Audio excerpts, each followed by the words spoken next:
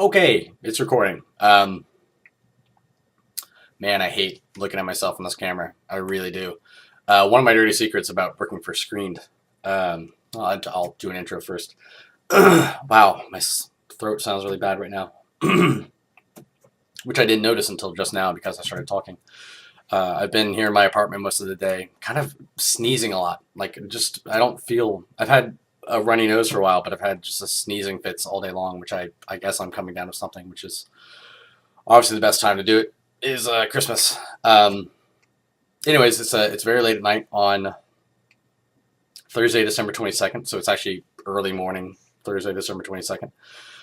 We're about to head out for Screen's minor Christmas break. I think we're off Friday and Monday, but I should double check that. You should probably know that at this point. But we will have reviews going up at least a couple of those days. I'm going to see We Bought a Zoo Tonight, which I'm actually really looking forward to. Really looking forward to. If I slur or if I'm not talking well, please forgive me because I am feeling poorly and it's late at night. So this is another episode of Ramblin Rorie.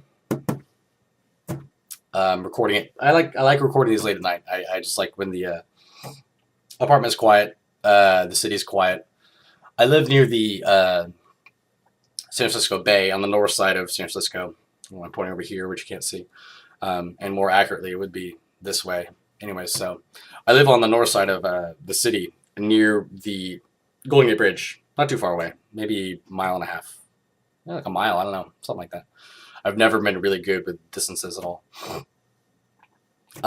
So one of the cool things about nighttime, when I turn off my fans and everything like that, you can actually hear a lot of the foghorns on the ships when they're coming through underneath the bridge. Which I always like. I find it to be like a really weirdly peaceful sound. So that's what I enjoy. Oh, man, I'm really rambling today. I think I've started like 3 different threads of talking, and I haven't even looked at the questions. So God knows, like I'm always worried about finding one in here that I'm not able to answer, which I have to edit out. But I'm gonna go ahead and start looking at them while I talk about other things. So this is Ramblin Rorie. Thank you all for, again, I always want to thank you guys for being premium members. I always looking for more ways to give you guys stuff for what you pay for, and it's difficult sometimes, so I appreciate the fact that you guys do, pay for whiskey. I always want to say thank you for that. I am going to go ahead and do first to last here and start looking at these. So I wanted to talk about a few things first before I go into the question and answer section of this. Time is really late. But I'm not gonna go quickly. I'll take my time. Oh dear. So I want to talk a little bit about Screen stuff, I guess, first. We're getting to the end of the first full year of Screen. Obviously, we started in April of 2010. Good Lord. I really apologize if I sound like I'm sucking up snot. I'll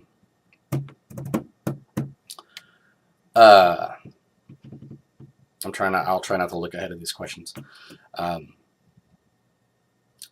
I think in the new year, obviously Alex announced his Year of Cage stuff, which I think is going to be really fun. I've been thinking about, for the longest time, I really wanted to do a series of commentary on the works of a single director. To go through a director's oeuvre, as I say, and talk about all those films in order. It's something I've been kicking around for a long time. Alex beat me to the punch on the Nick Cage stuff, but that dick. I'm joking. I'll probably try to rev that up at some point. I've been thinking about doing Steven Soderbergh.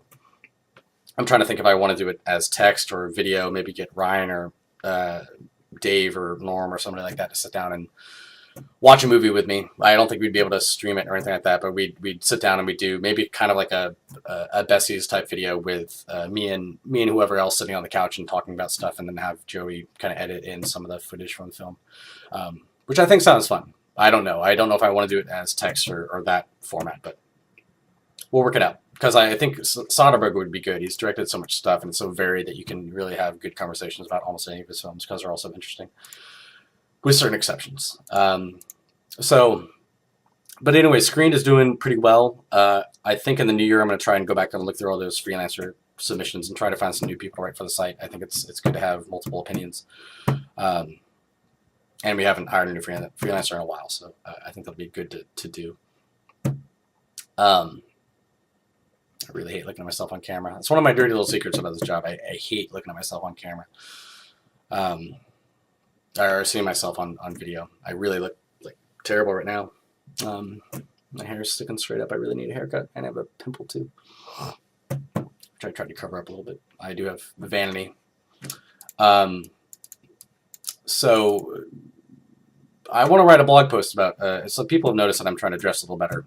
And it's not just for the videos at all. It's actually just in personal life. I've been trying to dress a little better, as they say. I've been buying a fair amount of clothes lately. A lot of button-down shirts, a lot of ties, a lot of sweaters, some nice slacks. Actually, I want to show you these shoes. I found these at a thrift store, and I'm actually really, really happy about them. These are Allen Edmonds. You can't see in there, but they're like, you buy these new, they're $300. These are obviously a little bit older, and they've been worn by somebody, but $22. I was really happy. I don't really have any good leather shoes, so that's my first pair of those.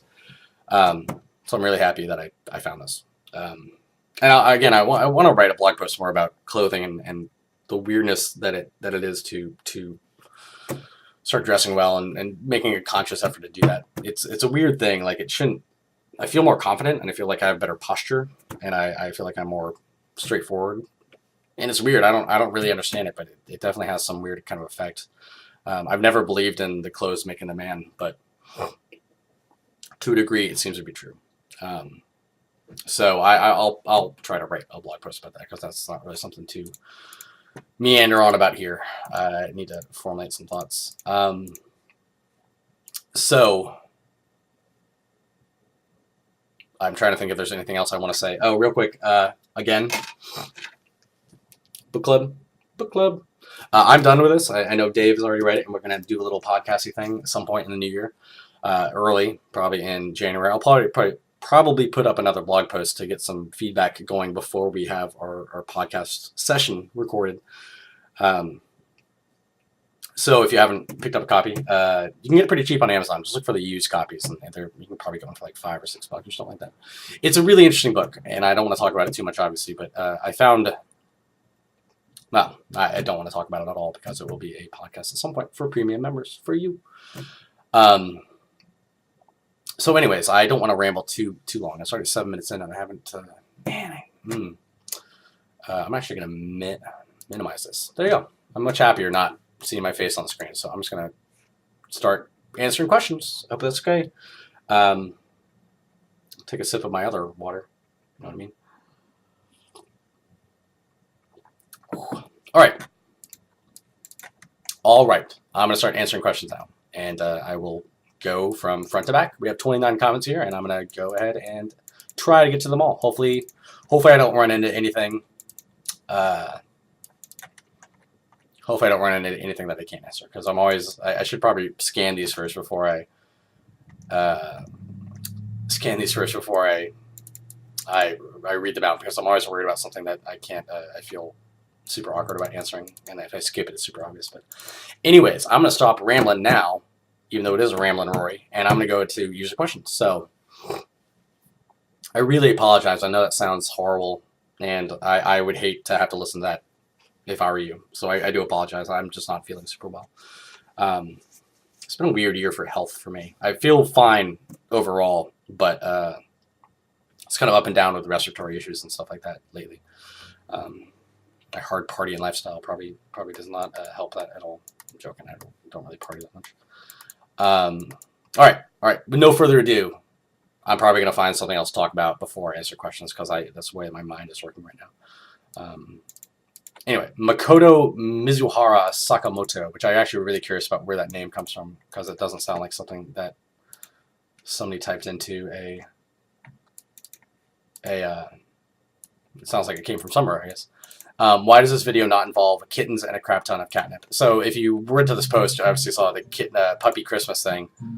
I would point my camera at the screen, but I'm actually really afraid that you see how horrible my apartment looks right off screen. It looks really bad. As does my face in this video. I think that this camera is just broken, because it makes me look Horrible. Maybe we should sit back a little bit. I really hate the man. Fucking I can barely even watch the video features that we do just because I really hate the way I look on screen. Joey does a wonderful job of making me look like I'm barely presentable, but some things you can't fix in post. So the video I posted was the puppy Christmas thing. I saw a lot of people tweeted this to me, and I'm always sorry if I don't get back to you on Twitter. I don't like typing on my phone, so if I'm away from my computer, oftentimes I just won't remember to tweet back at you when I get back to my desk. So puppy Christmas. Oh, I love it. Oh, I love it. I saw so many puppies today. I had a weird day. Weird long day, but I petted a bunch of puppies. I wish I could show you some from my phone, but again, if I take this camera up, you guys are going to find something horrible on my computer or in my apartment. So puppy Christmas, and he wants to know, why does this video not involve kittens and a crap ton of catnip? Because it doesn't. I'm sure there's a video like that on YouTube that you can probably find. You probably type in kittens and a crap ton of catnip, and they will. It's actually kind of cool, and it rolls off the tongue. Crap ton of catnip. Crap ton of catnip. I like kitties. I think if I get it'd be hard for me to decide if I had a bigger place whether I wanted a kitty or a puppy. I think I love dogs, but I think kittens are so much more independent and they can be by themselves for a long time that I think cat might be a better choice for me. And I know that sounds like apostasy, but I love puppies like babies. I like them for like 10 minutes, but I don't really want to own one, I suppose. I don't know. It's such a hard. Man. You guys are getting the rambliest Rorie in a while. Segue,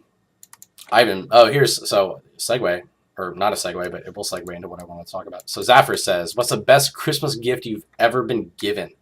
Obviously, you guys are seeing this a couple days before Christmas. Merry Christmas, Happy Hanukkah, joyous Kwanzaa, whatever you celebrate. I hope you're having a good time with your family and friends. Why are you on screen, dude? Go have fun.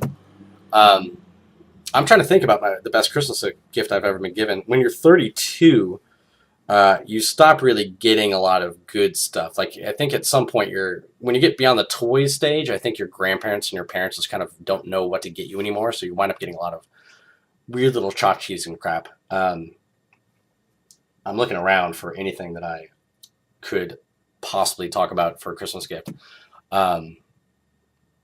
I don't really know. That's actually a really good question. I don't think I have a good answer to the best Christmas gift I've ever been given. So there probably haven't been many memorable ones. Most of you remember the bad ones, like the socks and the Bible that my uncle always tries to give me, or always does give me. A lot of Bible. He's religious, which I don't mind. That's not a problem for me. But the Bible, I got Bibles. So I wish I had a better answer for that. Unfortunately, I do not. I cannot think of a really excellent Christmas gift that I've ever gotten. I hope my mom and dad and my sisters never see this, because that might be rude. I'm sure there's something really good in there, but I just can't remember at the moment. Sorry. Babylonian wants to know, you told me forever ago that you were going to check out that found footage YouTube horror series, Marble Hornets. Did you? I did not. But I am going to subscribe to this right now. Can I do that? Subscribe. Okay. Wow, these things have a lot of views. I love found footage and I love horror, so I'm going to definitely check these out. I'm sorry if I told you that I would and never did it. So it's called Marble Hornets and it's on YouTube.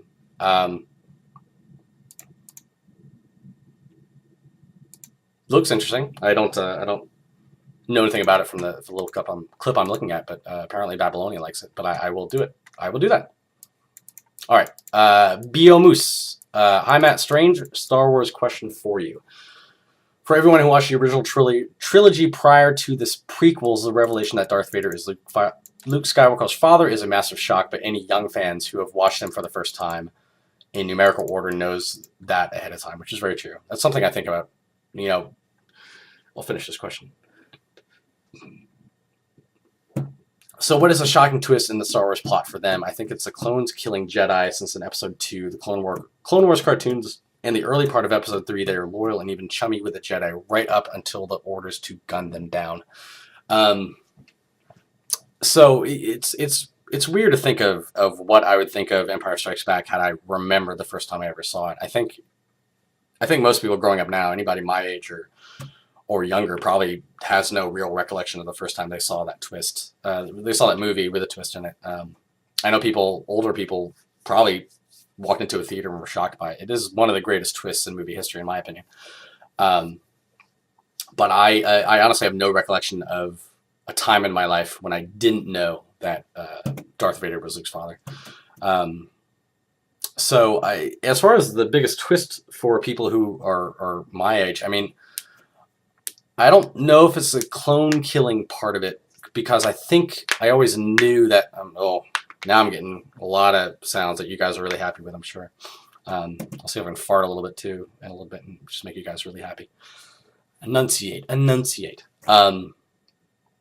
don't know if the Star Wars prequels really had any big twist per se. I think I knew that the clones were eventually going to turn on the Jedi. I forget how I knew it, but I believe that was kind of established.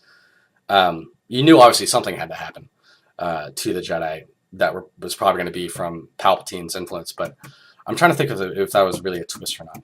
I don't think there's really any huge twist. I think Qui-Gon dying was kind of actually, even that wasn't a big surprise. I remember seeing the first prequel trailer for Phantom Menace and seeing Obi-Wan scream no. He does that whole no thing.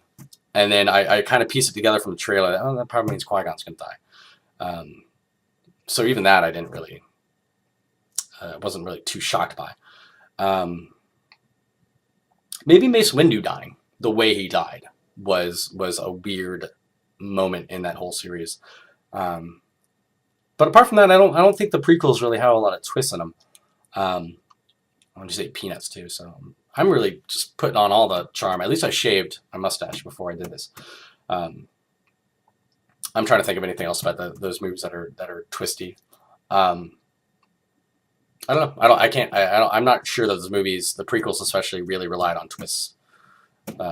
Most of the stuff that they told, you kind of knew what was going to happen, because obviously the original trilogy is coming after the prequels. So I don't think they really relied on twists. I need to go back and watch the prequels again and do another video or two on them. I think I did the half good on Phantom Menace, and I think I want to revisit Attack of the Clones, because I think Attack of the Clones is one of those movies that people really hate a lot, and I think it might be a little smarter than some people give it credit for.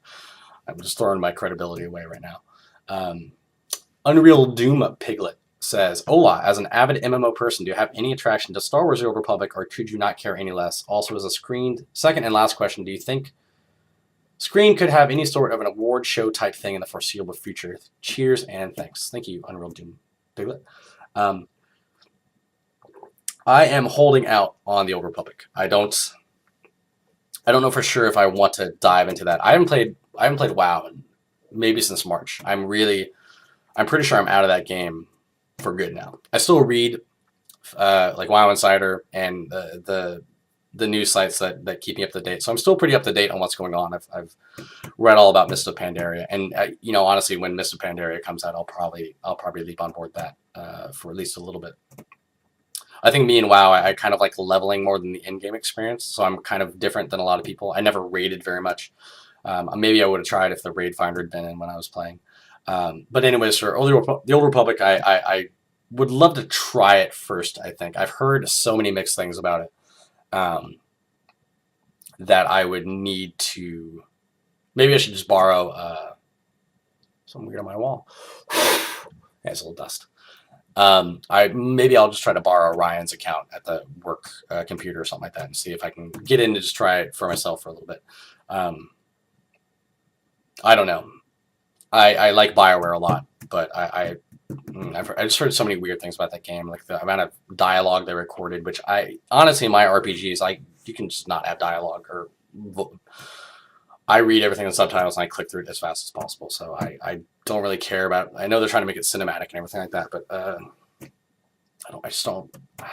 love Star Wars. I really sincerely still love Star Wars, despite all this stuff that's been going on to it for the last 10 or 15 years. But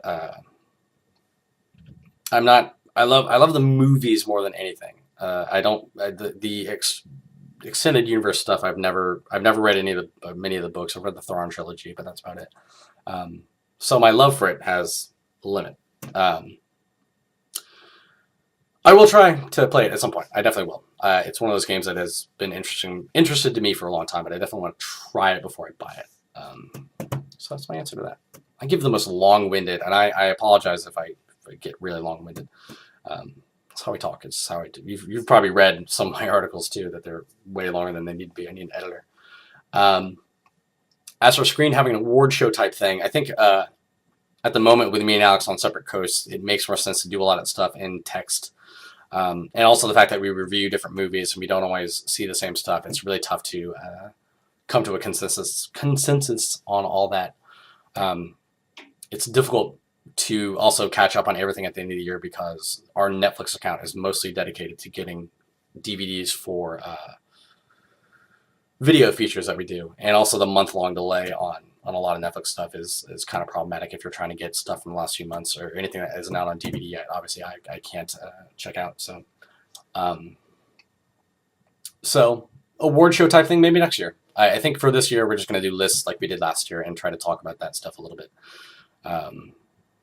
Just in list form. Maybe we'll have some fun lists too, like Giant Bomb does. So hopefully, I still have to think about them. They're supposed to go up next week, but I still need to plan that out. So it'll be fun.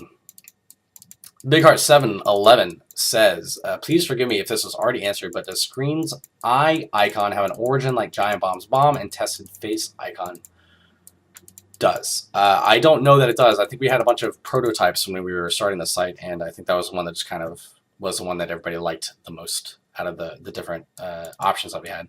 A lot of them were pretty eye-ish, though. I don't think we really have a definitive origin for that. Alex was hired first, and he did a lot of the groundwork. He did a lot of the build-up work towards the launch of Screen. I came on a little bit later, so he might know that answer to that question, or Dave would definitely know the answer to that. But I think it was just kind of a bunch of different options that we had, and that's what we went with. I don't have a. I feel like I keep on saying I don't have a good answer to that, but sometimes there's breaks. If it was already answered, replace that one with this question: how do you feel about Screen now that the site's been over a year old? I love my job. I'm not going to lie about that at all. I definitely need. And Carl Pilkington. The next question is, hey Rory, where's your long-awaited new Screen partner? Those two questions kind of go together. I love my job quite a bit. I feel so privileged being able to write about movies, considering the fact that I don't really have a movie background. I'm sure some of you probably are more qualified for this job than I am. I shouldn't say that because they'll probably fire me now. I definitely think we need to have another person come in, and I don't think. I don't know the status on that. I am actually going to go in and talk about that tomorrow with my boss because I think it's high time we started setting a date to hire somebody. Just in terms of the video features that we do, and everything else. Like I think we really need another full-time person. So, but I love my job. I hope you guys have a good time with it too. I think lately I've been slowing down a little bit. I just haven't had. I don't think I took any vacation this year at all. I think I worked pretty much every day. And when you do that for long enough, you really get to the point where it's kind of keeping the energy up is more difficult than I would like to admit. So hopefully the little break over the big couple days break over the holidays will be good for me.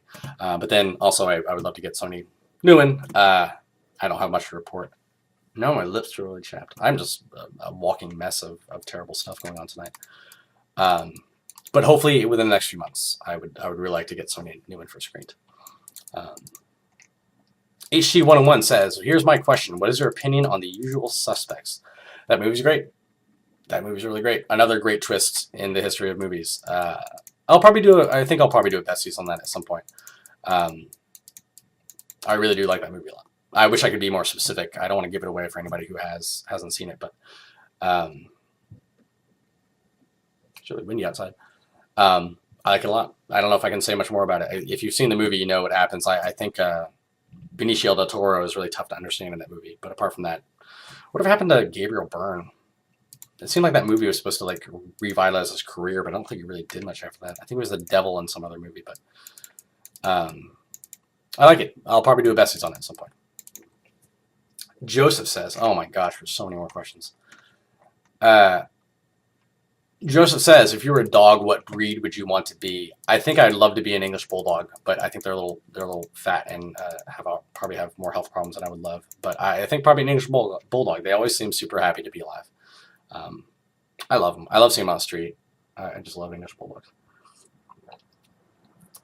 I should get some gum or something to keep my mouth hydrated. I guess water's good for that too. Actually, I can put this over here, so I don't realize I can just put this over here, so I'm not always looking that way. Coverless Tech says, Bike Talk, what bike do you ride? Group set. Do you use it other than commuting, recreation, grocery shopping, any cross-country or downhill experience? Ever consider fenders for that mud problem you've mentioned before? I'm an avid cyclist, and so many people at Whiskey seem to commute, but no one ever talks about their bikes other than the fact that they ride. Let's have some bike talk. You can see my bike over there. It's actually a replacement bike for a bike that got stolen 6 months ago or so ago. It's a hybrid with slick treads, slick tires for biking in the city. I would not consider myself an avid cyclist. I don't cycle. I do mostly use it for commuting. It's obviously my preferred form of exercise too. I do a lot of biking up in the Presidio near the bridge. The only problem is I probably should spend a little more on it, but bikes get stolen so often in San Francisco that it's really tough to.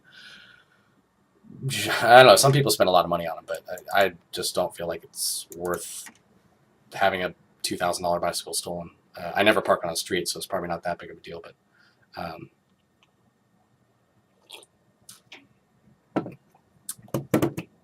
I love biking though. I've been doing biking for a long time, and actually, the fact that I lost like 30 pounds since I moved back up to San Francisco is mostly due to my bike. So I wish I could talk more about it. I have considered fenders, but I just haven't bought one yet. And personally, I just prefer not to really ride in the rain very much. I'm kind of a picky biker. I don't really like to. I mostly prefer to ride in the summer, but I do try to ride to work whenever I can. If it's really, really cold, I will take the bus. But I need to get one of those wraparound things for my ears because those get really cold. That's the thing with cold weather. Apparently, your ears and your fingers get really cold. I do not have any cross-country or downhill experience. I have mostly owned mountain bikes. I love mountain bikes and hybrids over road bikes. Road bikes feel really wobbly to me, and I can never keep my balance. And I'm always worried about. There's a lot of cable car slots in San Francisco, especially on Market Street. So I'm always worried about diving into one of those and falling right over. I wouldn't say a lot of people at Whiskey commute on bike. I think like 3 or 4 of us.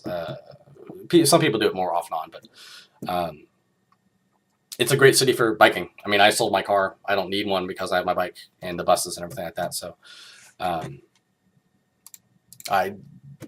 like biking. I like it, but I wouldn't say that I don't like subscribe to Bicycle Magazine or I'm not super. I don't know how to change a tire even, so I'm not like a super avid cyclist, unfortunately. So Ass is not a premium member, so he won't get to see this answer, but I will answer it anyways. Why is there no review yet for arguably the best film of the year, Take Shelter? I heard a lot about that movie, but it came and went in theaters around here like in a week. Like it was here and was gone. So I missed the opportunity to see it, unfortunately. I actually heard a lot about that movie. That movie's like 99% on Rotten Tomatoes. Apparently it's very, very good. Maybe I should try to see it before the end of the year. I don't know if it's on iTunes or anything like that. I'll see right now. But that's why we didn't have a review. Blame me. I didn't get it. It came and went so quick that I didn't know. It says now playing, but I don't think that's true. Oh, no. Opens Friday?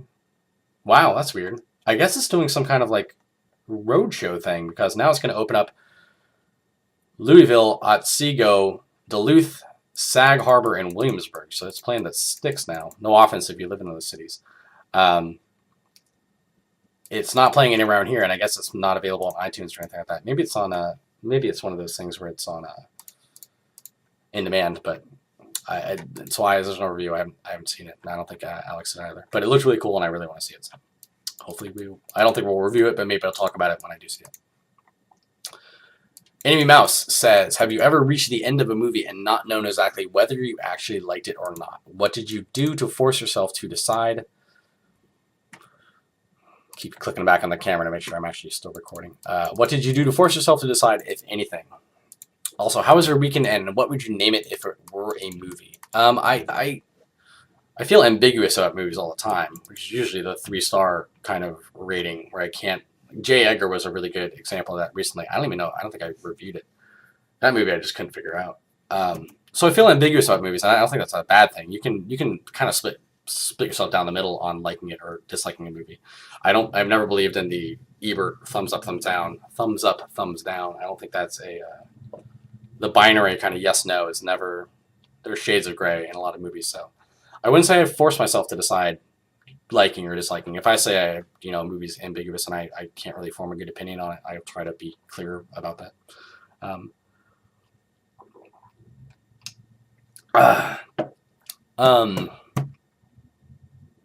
So I don't think movies necessarily have to be liked or disliked, is my answer to that. How was my weekend and what would you name it if it were a movie? It would be called Sleep, the Sleep Adventure. I slept a lot last weekend. I probably slept around, I think I slept 15 hours at a stretch. I actually think I slept Saturday morning until about 1, and I think I went back to sleep at 8 and slept for another 15 hours. So I slept a lot. I loved it. I love sleeping. Get a lot of my sleep on the a lot of sleep on the weekends. I love it.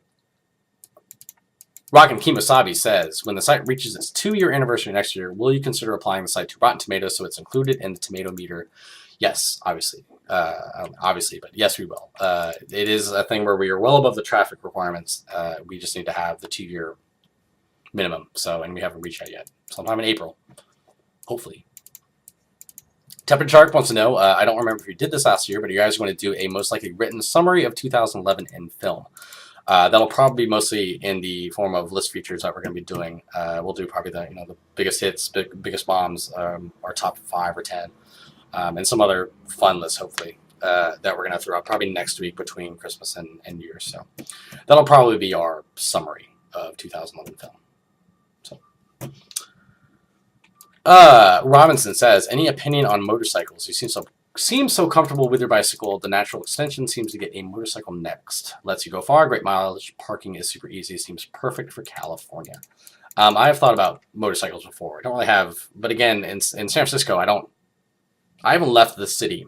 I have not left the boundaries of San Francisco since Comic-Con. So that was June.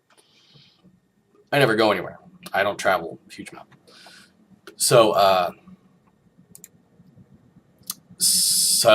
for me, even any kind of vehicle aside from my bike is kind of superfluous. I don't really travel a huge amount.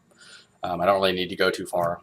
Traveling inside the city would be great, I'm sure, but even then you can find a bus, and then you have to deal with insurance and getting a parking permit and everything like that.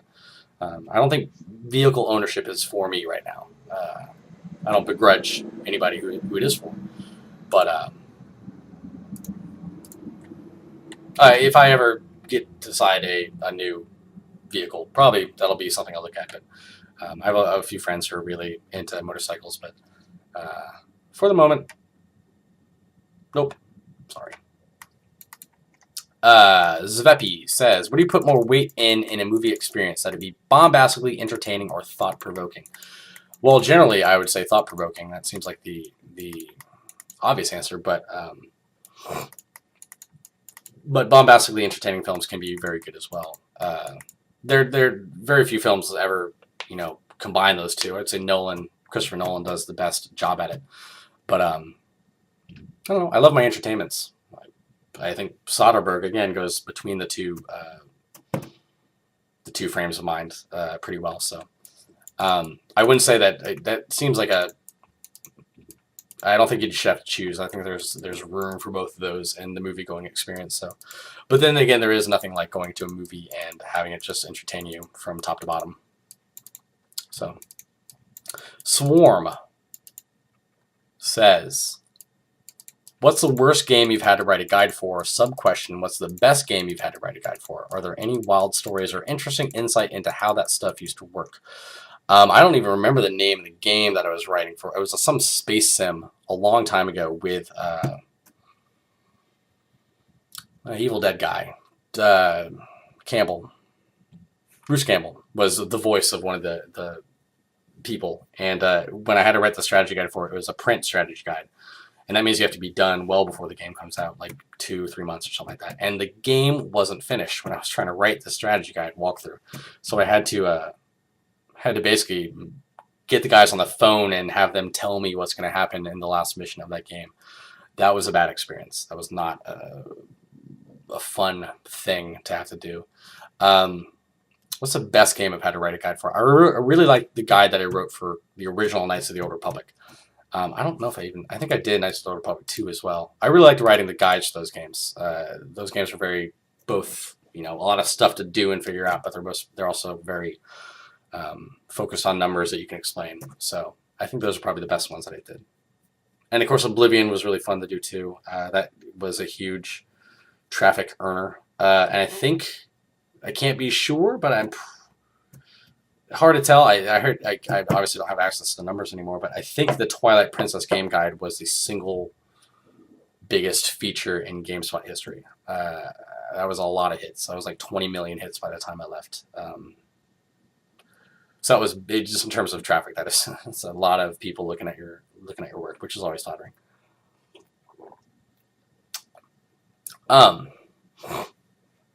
Christmas is a time to be jolly, says Gigolo81. Gigolo81. What makes you jolly apart from the sight of a puppy? Anyway, keep up the great work you, Alex, and the rest of the screenwriters are doing. Thank you very much. What makes me jolly? The fact that I actually have to think about it is probably pretty sad. I like hanging out with my friends. We'll say that. Hanging out with my friends. I enjoy that quite a bit. None of them are Whiskey subscribers, so I can't say hi to them or anything like that. But jolliness. I don't know. Discovering a new movie that I didn't expect would be good, and is good. I would say it's a great sensation. That too. Minto says, if you had infinite resources to film it and an army of robot Joeys and splice it together, what video feature would you create for Screened? Go as outlandish as you'd like.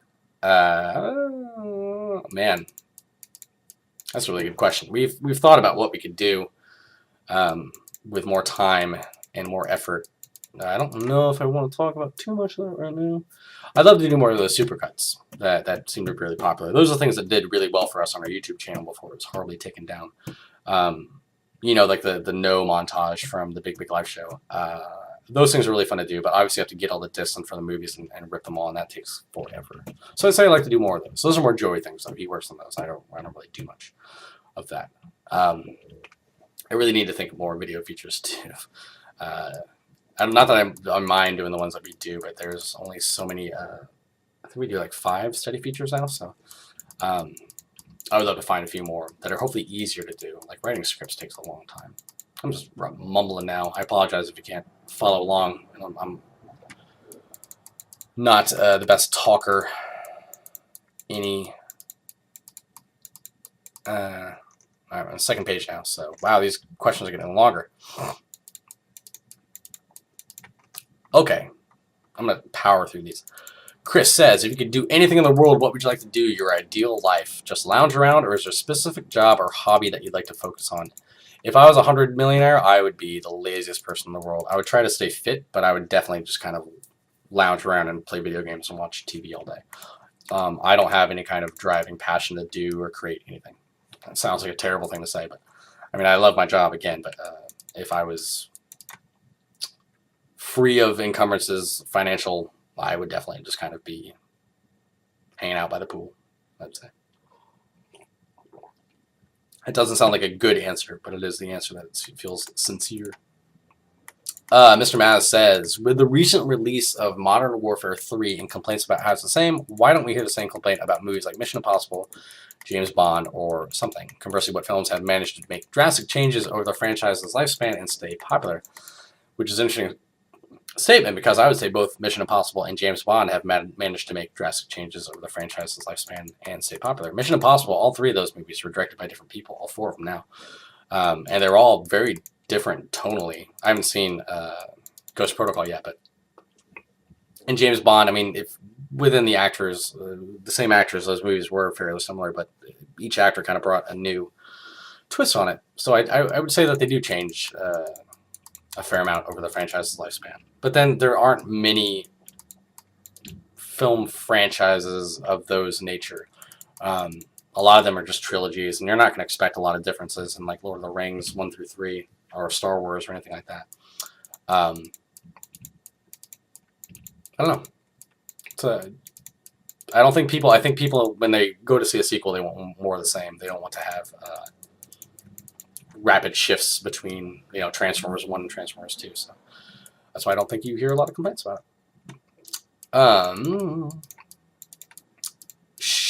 Chemin says, I was watching Valkyrie the other day, and he says, one of the things that really put me off in movies is when actors don't speak the language of the country the movie is set in.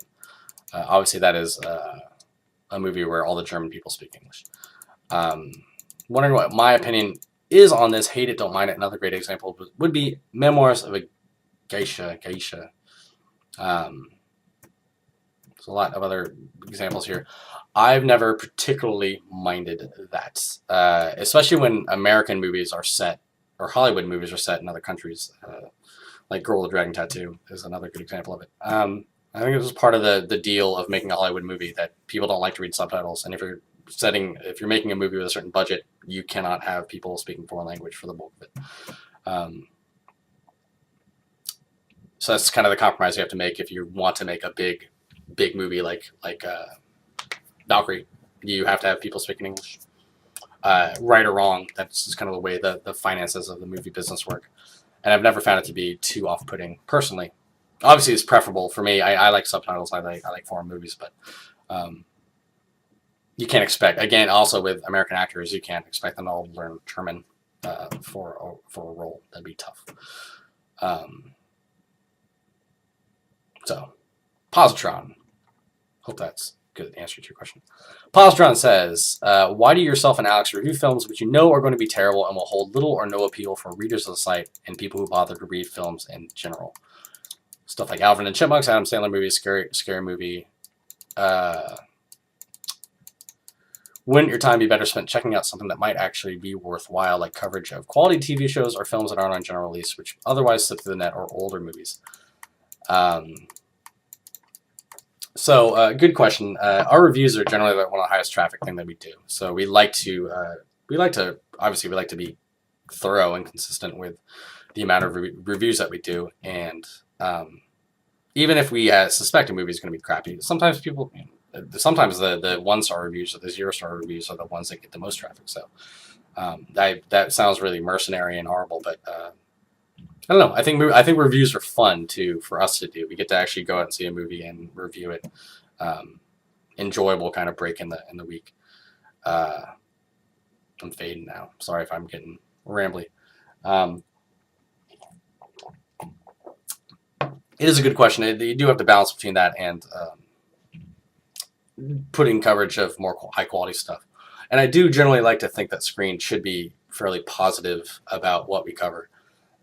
It's more fun to be upbeat and positive than it is to kind of trash everything.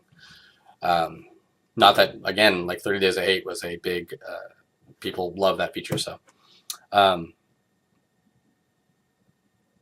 I'll take it into consideration, so shall we say. I personally, again, that's another point that you made, is that sometimes things can really surprise you. So you never know when something's going to be really good. Never know. Okay. But no, it's definitely something that we need to, especially if we have another person. I think when we get another full-time Screen employee, we'll be able to do hopefully more content. 10-Story Mother wants to know about freelance article users submitted a few months back. I'm going to try and do that by the end of the year, or sometime early in the next year. I know I've said that a bunch of times, but I'm really going to try it soon. I hope soon, and I'll probably roll out people that I like over the next few months. I'll probably not throw a bunch of them on the site again like we did last time. Just kind of ramp people up and go for, I don't know, hopefully one person a month or something like that. So take it slow. Or every couple of weeks, you never know. I can barely think of what I'm saying before I say it now, so I'm probably getting uncensored here. But I'm gonna have a chip slip my chin. Ah, um, I also wondered what your thoughts were on cutscenes in video games. I enjoy them, as a game story is just as important to me as the game's actual mechanics. For me, games like Uncharted and Alan Wake are some of the best examples of how cutscenes enhanced the game experience. What are your thoughts on cutscenes, and do you find story in games important? It depends on the game, really, and it can. People make fun of MGS4 for that, and that game really was like a long amount of cutscenes. And I remember playing Xenosaga,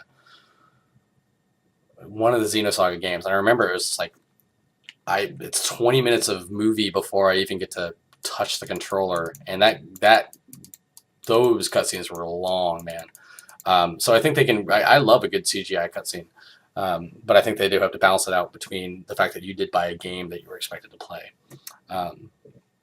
I know some people really hate cutscenes and prefer it all to be Half-Life style, where you're never taken out of the first-person perspective. But I personally do enjoy a good cutscene. I think they can be a good outlet for. They're very difficult to make, though. Well, I remember working on some of those for Alpha Protocol, not personally, but supervising the people who were doing it, and it is difficult to do well. So seeing one well done is really good, really fun, especially now that I know kind of what goes into it. It's difficult. Of course, I find story in games important. I don't know. So I guess some people don't. I don't mean to say, of course. Although it depends on the game. Like Skyrim, I just kind of click through every dialogue as quickly as I could because I didn't find that story very compelling. But a good RPG, I love a good story. So,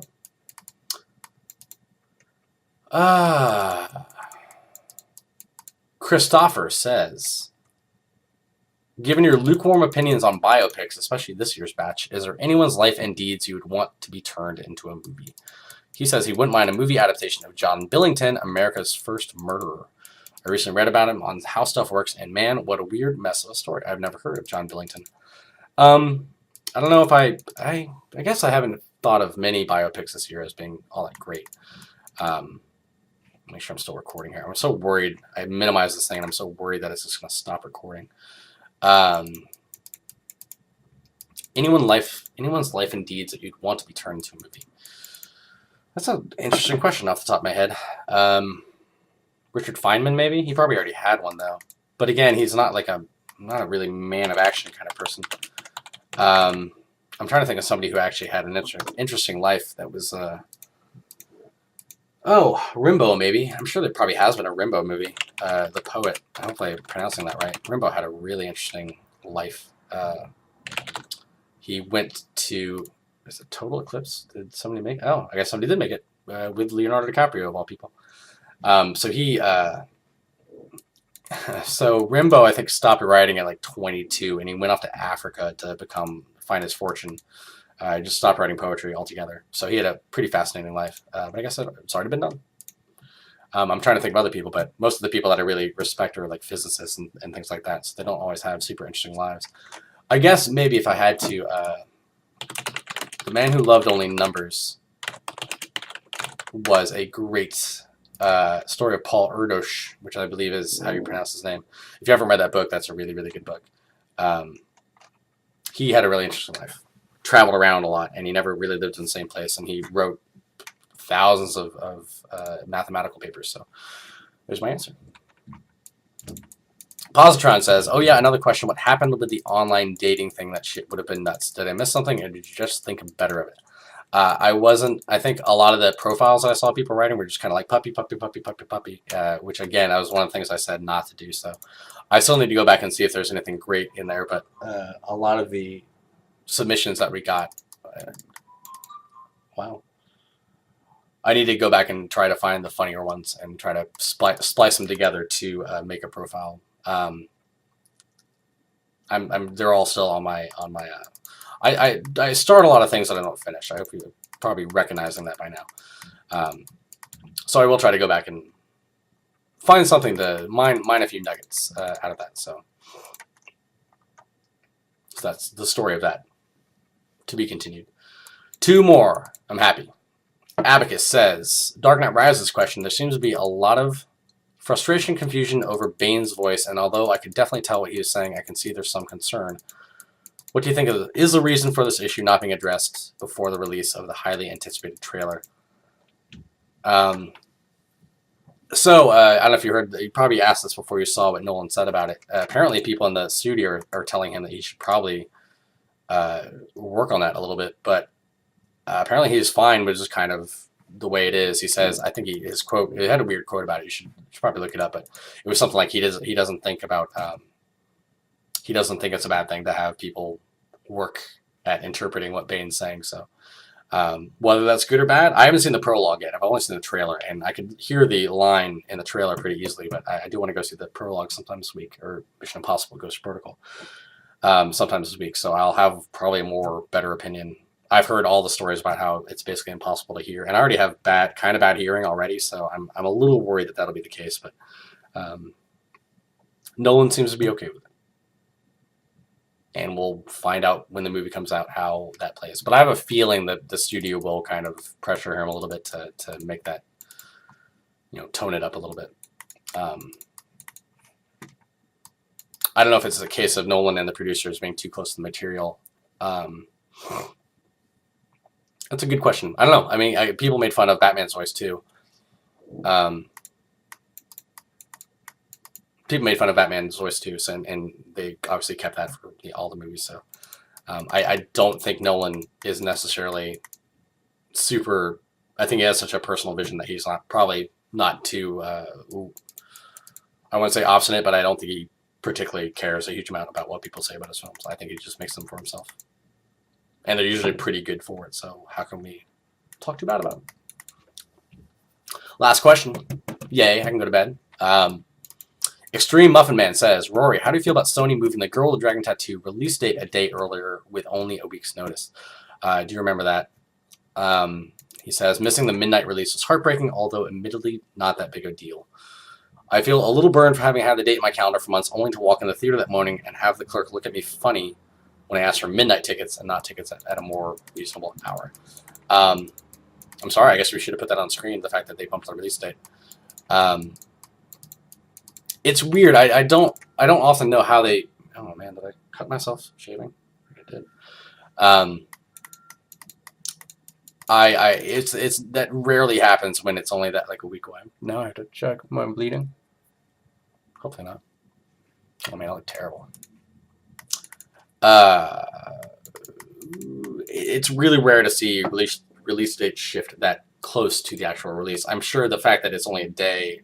The prints are already there and everything like that, so it's not that big of a deal. I don't really get why they did that. I guess it was a weird strategy to bump it up to Wednesday.